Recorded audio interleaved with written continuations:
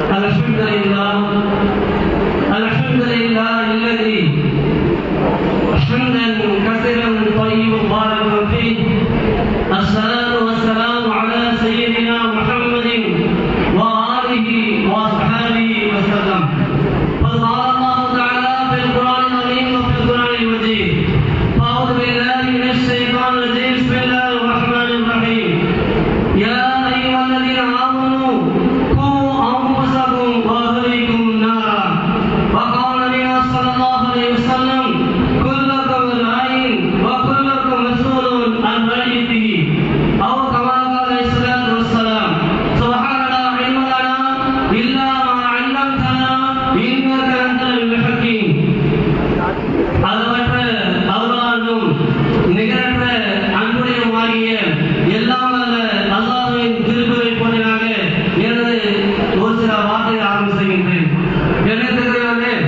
எனக்கு முன்னால் உலமா பெருமக்கள் பயன் செய்தார்கள். எனக்கு பின்னாலும் சிறப்புரையாற்ற ரசூலுல்லாஹ் வந்திருக்கிறார்கள். ஒரு சில வார்த்தையோடு என்னுடைய உரைப்படுத்திக் கொள்கின்றேன்.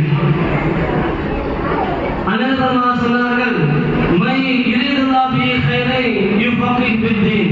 அல்லாஹ் தஆலா யாருக்கு நலவு செய்ய நாடுகின்றானோ அவனுக்கு மார்க்க ஞானங்களை, கல்வி ஞானங்களை தருவதாக அண்ணன் சொல்லியிருக்கிறார்கள்.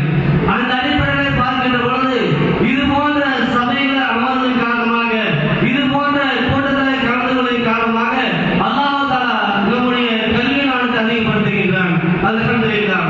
குர்ஆன் ஷரீஃபில் அல்லாஹ் தஆலா சொல்லி காட்டுகின்றான்: யா அய்யுஹல்லதீன ஆமனூ கூ அன்ஃபுஸக்கும் வ அஹ்லீக்கும் நாரா. ஈமான் கொண்டவர்களே, ஈமானுள்ள விசுவாசிகளே, நீங்கள் உங்களையும் உங்களுடைய குடும்பத்தினரையும் நரக நெருப்பிலிருந்து காத்துக்கொள்ளுங்கள் என்று அல்லாஹ் சொல்லுகின்றான்.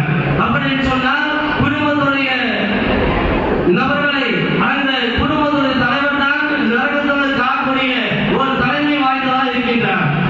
காரணம் என்ன? அண்ணல் பெருமாள் சொன்னார்கள்: குல்லக்கும் ராயின் வ குல்லுக்கும் மஸ்ஊலுன் அன் ரஅய்யிஹி. நீங்கள் ஒவ்வொருவரும் பொறுப்புதாரிகள். நாளை மறுமையிலே உங்களுடைய பொறுப்புகளை பற்றி எல்லாம் விசாரிக்கப்படும் என்று சொன்னார்கள். குடும்பத்திற்கு பொறுப்புதாரி அந்த குடும்பத்தில் உள்ள தந்தை, கணவன். அந்த கணவன் தான் மனைவிக்கு பொறுப்புதாரி இருக்கின்றான். அவன் தந்தையாக இருக்கின்ற